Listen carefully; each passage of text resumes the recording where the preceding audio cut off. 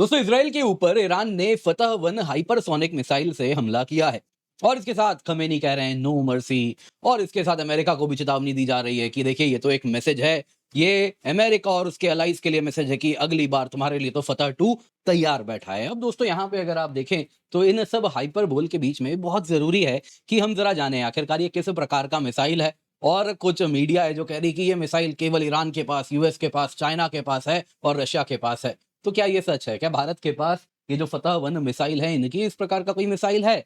तो बिल्कुल दोस्तों हमारे पास भी है। कौन-सा मिसाइल है आपको मैं वो भी बताऊँगा। ख़ैर यहाँ पे दोस्तों ये भी हम चर्चा करेंगे कि ख़मेनी जिस प्रकार से चेतावनी पे चेतावनी दिए जा रहे हैं और अगले ही रात आप देखें तो इज़राइल न जाने कितना नुकसान पहुँचा रहा है, आप देख ही रहे हैं। तो यहाँ पे दोस्तों आखिरकार इस प्रकार के हाइपरसोनिक मिसाइल्स का वो प्रभाव क्यों नहीं हमको देखने मिल रहा है? तो यहाँ पे क्यों कन्वेंशनल एयर सुपीरियॉरिटी बहुत आवश्यक है, एक बार उस पर भी चर्चा करेंगे। अगर आपके हाइपरसोनिक मिसाइल हो, फिर वो ग्लाइड व्हीकल हो या कैसे भी हाइपरसोनिक क्रूज मिसाइल ही क्यों ना हो, अगर वो न्यूक्लियर टिप्ड नहीं है, तो दुनिया आपको सीरियसली नहीं लेने वाली। इस प्रकार के मिसाइल से आप क्या ही कर लीजिएगा। और खमेनी की इस वजह से यही कारण है कि ये सारे की सारी जो चेतावनियां हैं, वो थोड़ी खोखली लग रही हैं। हालांकि दोस्तों ये सारी बातें कहने के लिए ठीक है, लेकिन ईरान ने जो ओवरनाइट मिसाइल फायर किया है, वो जो दृश्य है वो भी काफी अगर आप देखें तो दिख रहा है कि हाइपरसोनिक मिसाइल रोक पाना इतना आसान नहीं है। लेकिन अगेन मैं कह रहा हूं वो जो डैमेज है वो लिमिटेड होने वाला है। तो जो मीडिया में दिख रहा है, एक बार जरा उसको मैं आपको एक सिंपल एक F-18 कितना नुकसान पहुंचा सकता है उसकी तुलना में जरा उससे आप कंपैरिजन देखेंगे तो काफी कुछ दिखेगा। लेकिन जरा वीडियोस देखिए किस प्रकार से इजराइल के ऊपर ईरान ने नुकसान किया है इस हाइपरसोनिक मिसाइल से।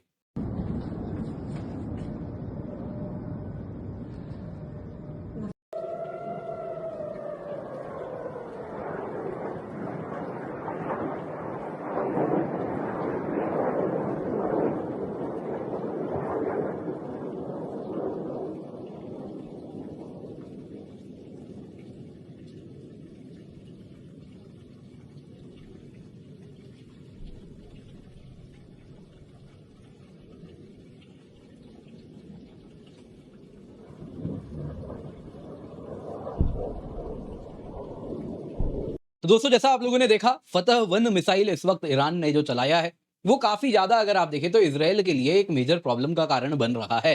तो आखिरकार क्या है फतह 1, फतह 2 में क्या इंप्रूवमेंट्स हैं, साथ ही साथ भारत के पास क्या है उस प्रकार का। आइए इन सारे इश्यूज पर चर्चा करते हैं, पर इससे पहले आगे बढ़े आप सभी से निवेदन है वीडियो लाइक करें, चैनल सब्सक्राइब करें, बेल आइकन अवश्य दबा दें। दोस्तों आखिरकार यहाँ पे सबसे पहले फतह 1 मिसाइल है कौन सा? देखिए अक्टूबर 2024 में भी ईरान ने इजराइल के ऊपर फतह 1 दागे थे ऑपरेशन ट्रू प्रॉमिस 2 के अंतर्गत। ये तब हुआ था जब इजराइल ने हमास लीडर इस्माइल हानिये को तेहरान में छुप के बैठा था और छुप के बैठा हुआ था तेहरान में, फिर भी उसको प्रिसीजन मिसाइल से मार गिराया था और उसके बाद ऑपरेशन ट्रू प्रॉमिस में इस प्रकार से फतह 1 चलाया गया था। दोस्तों कल रात को भी इसका इस्तेमाल हुआ जैसा आप लोगों ने वीडियो में देखा।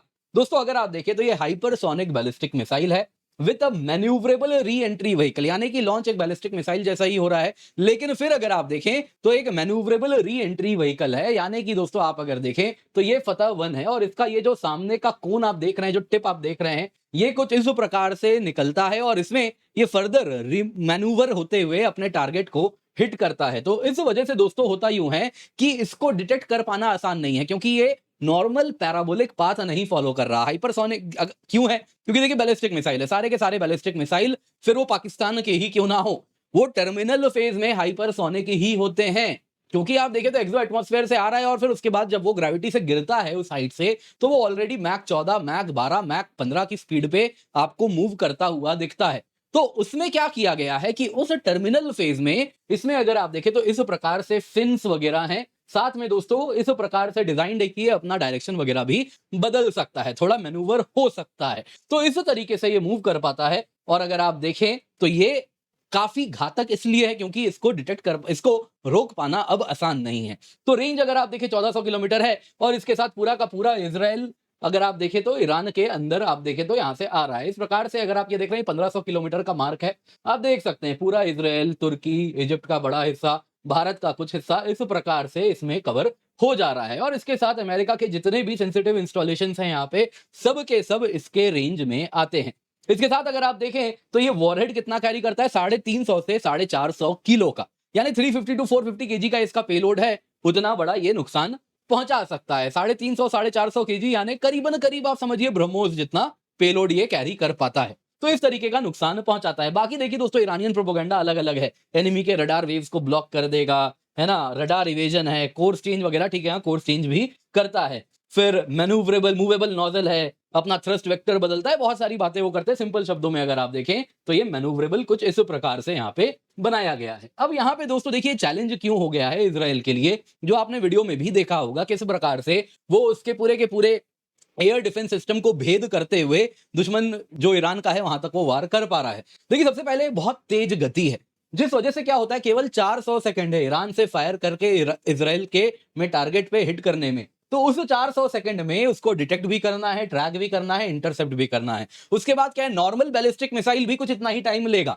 लेकिन उसमें क्या होता है दोस्तों, वो पैराबोलिक पाथ है, हमें मालूम है इस प्रकार से निकला तो वो पैराबोलिक पाथ आके अपना डायरेक्टली जैसे जाना है कुछ ऐसे ही इसको गिरना है। लेकिन यहाँ पे क्या हो रहा है, ये पैराबोलिक पाथ फॉलो नहीं कर रहा, ये कुछ इस प्रकार से चलता है, लेकिन यहाँ पे आके ये टर्मिनल फेज में इस प्रकार से कुछ मूवमेंट शुरू कर देता है और इसके साथ वो पैराबोलिक पाथ फॉलो नहीं कर रहा, ये मैन्यूवरेबल है, मूव कर रहा है, जिस वजह से अगर आप देखें तो इसको हिट कर पाना आसान नहीं है।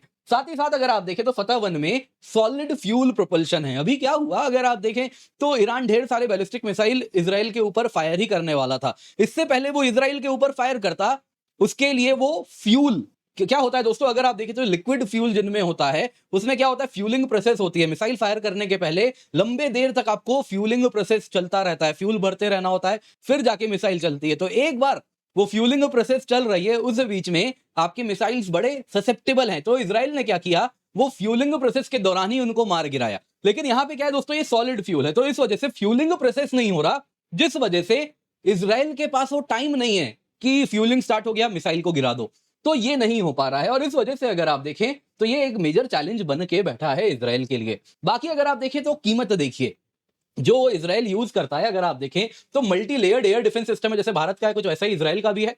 तो इसमें अगर आप देखें तो सबसे नीचे आयरन बीम, आयरन डोम, ये सारी चीजें दिखती हैं। उसके ऊपर आप जाएंगे तो एक लेवल पे आप देख सकते हैं कुछ डेविड स्लिंग है, फिर उसके ऊपर पैट्रियट एयर डिफेंस सिस्टम है, फिर उसके ऊपर लॉन्ग रेंज में अगर आप देखें तो एरो एयर डिफेंस सिस्टम है, जो कि एक्सो एटमॉस्फेयर और ये सारे जो जिस प्रकार से ये सारे के सारे बैलिस्टिक मिसाइल आ रहे हैं री एंट्री फेज में, वहां पे इनको टारगेट किया जाता है एरो के द्वारा। इसके सिवा इजराइल की एयरफोर्स भी है, नेवल एयर डिफेंस भी है, वो भी दुश्मन के मिसाइल को मार गिराते हैं। अब दोस्तों यहाँ पे अगर आप देखें तो जो एक्सो एटमॉस्फेयर में इस प्रकार के फतह मिसाइल्स को रोकना है, तो आप जो यूज कर रहे हैं एरो इंटरसेप्टर यूज कर रहे हैं। एक एरो इंटरसेप्टर की कीमत 2 से 3 मिलियन डॉलर है, ये कुछ फतह 1 के एक मिसाइल के कीमत के बराबर है। और इसके साथ आप एक फतह 1 को इंटरसेप्ट करने के लिए, जैसा आपने वीडियो में देखा, 12 करीब इंटरसेप्टर आपने फायर किया है। ऑब्वियसली सबके सब एरो नहीं होंगे, अलग अलग हाइट पे अलग अलग प्रकार के इंटरसेप्टर्स होंगे, लेकिन आप समझ पा रहे हैं कीमत कितनी ज्यादा हो पा रही है। और फिर भी आपने फतह को 100% एक्यूरेसी से नहीं रोका, अधिकतम फतह टारगेट को हिट किए, अगर हम इस वक्त ईरान की माने।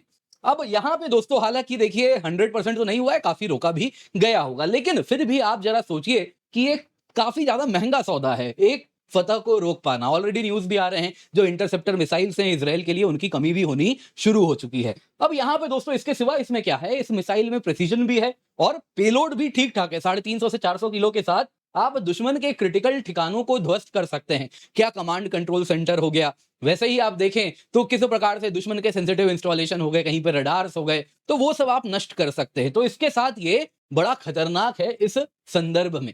अब दोस्तों यहां पे जरा आप देखिए तो भारत के पास इस प्रकार का कौन सा मिसाइल है। अगर हम बात करें, ये जो मिसाइल है फतह 1 जो कि मैन्यूवरेबल री एंट्री व्हीकल है, दोस्तों इस प्रकार का मिसाइल हमारा अग्नि प्राइम है। तो ये कह देना कि हमारे पास नहीं है, ये मूर्खता होगी अगर कोई इस प्रकार की बातें फैला भी रहा है। अग्नि प्राइम दोस्तों इसी प्रकार का अगर आप देखें तो मैन्यूवरेबल री एंट्री व्हीकल के साथ लैस है, तो उसमें भी अगर आप देखें तो ये ऐसे ही नुकसान पहुंचाएगा। बाकी हमारा DRDO hypersonic technology demonstrator vehicle है, तो वो तो अगर आप देखें तो जिस प्रकार का फतह 2 है कुछ उस प्रकार का है। अग्नि प्राइम क्या है दोस्तों, ऑपरेशनल है, ऑलरेडी डिप्लॉयड भी है। ये थोड़ा दोस्तों भी टेस्टिंग फेज में है, हाइपरसोनिक टेक्नोलॉजी डिमॉन्स्ट्रेटर व्हीकल जिसको हम कहते हैं। तो फतह 2 मिसाइल दोस्तों कुछ वैसा ही हाइपरसोनिक टेक्नोलॉजी डिमॉन्स्ट्रेटर व्हीकल जैसा ही है। हालांकि दोस्तों यहाँ पे आप देख सकते हैं ये जो मिसाइल है यही है फतह 2, और यही ईरान ने कहा है कि ये तो रिजर्व करके हमने रखा है अमेरिकियों के लिए। तो अब दोस्तों यहाँ पे जरा देखिए फतह 2 और फतह 1 में अंतर क्या है। देखिए पहला अंतर रेंज का है, फतह 2 का रेंज करीबन 100 किलोमीटर थोड़ा अधिक हो रहा है, 1500 से 1800 किलोमीटर है। फतह 1 का रेंज 1400 किलोमीटर है। इसके सिवा हाइपरसोनिक टेक्नोलॉजी अलग है दोस्तों। अगर आप देखिए फतह 1 अगर वो मैन्यूवरेबल री एंट्री व्हीकल है। वही फतह 2 अगर आप देखें तो हाइपरसोनिक ग्लाइड व्हीकल है। जैसा आप देख रहे हैं दोस्तों, एक क्रूज मिसाइल जैसा शेप है, कुछ वैसे ही ग्लाइड करेगा और टारगेट को जाके हिट करेगा। तो दरअसल दोस्तों इसमें क्या हो जाता है, हाइपरसोनिक ग्लाइड व्हीकल होने की वजह से इसको अगर आप देखें तो ये डिटेक्ट करना आसान नहीं है, इंटरसेप्ट करना आसान नहीं है। ये अगर आप देखें तो लो एल्टीट्यूड पे उड़ता है, जिस वजह से एक्सो एटमॉस्फेयर में जैसे एरो फ्लाइट, जैसे एरो वगैरह इजराइल के जो इंटरसेप्टर्स हैं उसे रोकेंगे, वहां पे वो उतने कारगर सिद्ध नहीं होते। दूसरा क्या है दोस्तों, लैटरल मैन्यूवरेबिलिटी बहुत ज्यादा है, एरोडायनेमिकली इस प्रकार से डिजाइंड है। इसमें दोस्तों इस प्रकार से कहा जाता है इंजन भी है जो कि इसको फर्दर मूव करवाता है, जो कि सस्टेन्ड मैन्यूवरिंग करवा पाता है। आप देखें तो इसकी ट्रैजेक्टरी लॉन्गर डिस्टेंस के लिए बदल सकते हैं, ट्रैजेक्टरी चेंज होती है और मिसाइल डिफेंस रडार को इजीली बाईपास कर जाएगा। सुपीरियर गाइडेंस है, कंट्रोल सिस्टम भी इसमें आपको देखने मिलता है। तो फतह 1 फतह 2 अगर आप देखें तो अंतर अगर आप देखें तो मेन एक आपको जो जानना होगा, फतह 1 दोनों ही स्टेज सॉलिड फ्यूल्ड है, लेकिन इसमें जो सेकंड स्टेज है वो लिक्विड फ्यूल है, हाइड्रोजन रॉकेट इंजन है, जिस वजह से थोड़ी अगर आप देखें तो फ्यूलिंग वगैरह की बात हो रही है, जो कि लिक्विड फ्यूल में आपको देखने मिलता है। दूसरा दोस्तों ये क्या है, मैन्यूवरेबिलिटी फतह 1 की लिमिटेड है, इसकी काफी अधिक मैन्यूवरेबिलिटी आपको फतह 2 की देखने मिलेगी, क्योंकि इस प्रकार का हाइपरसोनिक ग्लाइड व्हीकल है। बाकी दोस्तों अगर आप देखें तो नुकसान डेफिनेटली ये बहुत ज्यादा पहुंचाने वाला है। बाकी डिफेंस इवेजन अगर आप फतह 2 की देखें तो काफी अधिक है, इसमें काफी सिग्निफिकेंटली दुश्मन के रडार से भी छुपेगा। तो इसके साथ अगर आप देखें दोस्तों तो यहां पे एक चीज तो क्लियर है, फतह 2 मिसाइल काफी बड़ी समस्या होने वाली है, लेकिन कोई सीरियसली क्यों नहीं ले रहा ईरान के इन धमकियों को? कारण बड़ा सरल है, आप कुछ भी कर लीजिए, एंड ऑफ द डे आपके पास न्यूक्लियर बॉम्ब नहीं है तो आप कन्वेंशनल वेपन से ही लड़ने वाले हैं। अब 450 केजी का पेलोड लेके आइएगा तो कितना ही लोग डरेंगे। 450 केजी तब काम आ सकता है जब आप वॉर के स्टार्टिंग में दुश्मन के सेंसिटिव इंस्टॉलेशन को खत्म करना चाह रहे हैं, क्योंकि आप उसके रडार्स को उड़ाना चाहते हैं, आप उसके जो कंट्रोल कमांड सेंटर्स हैं वो सब उड़ाना चाह रहे हैं, जैसा भारत ने किया था। आपको वो जो कहते हैं seed operation, suppression of enemy air defence, वो करना है, तो उसके लिए ये सब बड़े कारगर हैं। लेकिन उसके बाद जब आपने एयर सुपीरियोरिटी ले ली, तब तो आपको कन्वेंशनल माइट चाहिए। 450 केजी के पेलोड से कौन डरेगा? आप जरा सोचिए, मैं आपको सिंपल नंबर्स दे रहा हूं। यहां पे आप देख रहे हैं दोस्तों, यूएस ने क्या रवाना किया, कल मैंने आपको बताया था। यूएस का ये कैरियर फ्लीट है जो कि रवाना हो चुका है, और इसके साथ अगर आप देखें ना, इस कैरियर फ्लीट में 60 F-18 आने वाले हैं यूएसएस निमिट्स में। साथ में दोस्तों न जाने कितने क्रूजर मिसाइल्स आने वाले हैं। वैसे ही आप देखें तो कितने डिस्ट्रॉयर्स आ रहे हैं, और जो अपने साथ कितना ज्यादा असला गोला लेके आ रहे हैं। अब दोस्तों यहां पे आप जरा देखिए, ऐसे 60 F-18 आ रहे हैं। एक F-18 जो आप यहां पे देख रहे हैं, बड़े पुराने जमाने का प्लेन है वैसे, लेकिन जानते हैं ये कितना पेलोड कैरी करता है? 8050 किलो का ये गोला कैरी करने वाला है। एक साधारण F-18, साधारण कहना हालांकि थोड़ी अतिशयोक्ति होगी, लेकिन जो कि इस प्रकार का प्लेन भी कैरी कर रहा है। F-18, जी हाँ, 8050 किलो का गोला केवल एक प्लेन कैरी कर रहा है। आप कितने मिसाइल से, क्या आपका पेलोड है? 450 किलो। तो क्यों कोई डरेगा आपके उन मिसाइल से? यहां पे दोस्तों यूएस तो आप जानते ही हैं B-2 स्टिल्थ बॉम्बर भी लेके आ रहा है। एक बॉम्बर 18,000 से ऊपर केजी का पेलोड कैरी करता है। आप क्या कैरी कर रहे हैं? 450 केजी। अनलेस अंटिल आपके वो मिसाइल्स न्यूक्लियर टिप्ड ना हो जाए कि हाँ उसमें न्यूक्लियर बॉम्ब है, नुकसान हो सकता है, कोई भी 450 केजी के वॉरहेड से डरने नहीं वाला। वहां पे कई लोगों ने पूछा भी, इतना आप बड़ी बड़ी बातें करते हैं, हाइपरसोनिक मिसाइल चल रहा है, फतह आ गया, फतह आ गया, लेकिन नुकसान तो कुछ दिख नहीं रहा। एक गाड़ी कहीं बर्बाद हो गई, ये सब छोटा छोटा नुकसान से कौन डरेगा? तो यही कारण है, ये अब इसके लिए लेट हो चुकी है। फतह से आप क्या ही कर लीजिएगा अनलेस अंटिल आप उसके सेंसिटिव ठिकानों को ना उड़ा रहे हैं, और कहीं ना कहीं उसके लिए शायद अब देर हो चुकी है। बाकी दोस्तों उम्मीद करता हूं आपको इसके बारे में थोड़ी जानकारी अच्छी लगी होगी, तो वीडियो लाइक कीजिएगा। इसके सिवा आप लोगों को याद दिलाना चाहूंगा, रैंकर सक्सेस प्रोग्राम हम लेकर के आए हैं दोस्तों, केवल ₹1 में आपके लिए, जैसा आप देख सकते हैं, इंडिया के टॉप रैंकर्स जो हैं वो आपको पढ़ाने वाले हैं। ₹1 हमने क्यों रखा है? क्योंकि हम चाहते हैं हमारे साथ जो सीरियस ऑडियंस हैं वो जुड़े, है ना, और वही इन कोर्सेज का जो सच में पढ़ने आए हैं वो आके पढ़ें। तो इसके साथ आपके साथ लाइव Q&A हैं, GS1, GS2, GS3, GS4 सबकी स्ट्रेटेजी है। अलग अलग जो भी टॉपर्स जिस चीज में निपुण है हमने वो आइडेंटिफाई किया है, और उसी में उनको कहा है कि आप अपना ज्ञान, जो प्रैक्टिकल इंप्लीमेंटेशन है, उसको हमारे बच्चों को आप सिखाएं। तो ये बहुत इंपॉर्टेंट है, हमारे विद्यार्थियों को ये टॉपर्स डायरेक्टली सिखाने वाले हैं। इसके सिवा दोस्तों आपके लिए यूपीएससी सब्सक्रिप्शन ₹24,999 में है, प्लस 6 मंथ फ्री एक्सटेंशन है, कंप्लीट सिलेबस कवरेज है, complete GS, complete CSAT, prelims test series, mains test series with evaluation आपको मिलता है। लिमिटेड पीरियड ऑफर है दोस्तों, उसके बाद चला जाएगा, तो मेक श्योर आप इसका फायदा उठाएं। पिन कमेंट में लिंक है, यूज कोड KC10। इसके सिवा दोस्तों यहाँ पे आप देख सकते हैं मल्टीपल बैचेस हैं, हिंदी में, इंग्लिश में, बाइलिंगुअल में, आप निश्चिंत होकर जुड़ सकते हैं ताकि इसका आप फायदा अवश्य उठाएं। इसके सिवा प्लस आइकन एक कॉम्बो फीचर्स भी है, अगर आप कॉम्बो फीचर देखें यानी जीएस एंड ऑप्शनल दोनों की ही तैयारी आपकी यहाँ पर एक साथ हो जाएगी। दोस्तों ये आपको केवल 27,999 रुपए में उपलब्ध है। इसका फायदा आप अवश्य उठाएं। पिंड कमेंट में लिंक है। Use the code KC10 for maximum discount.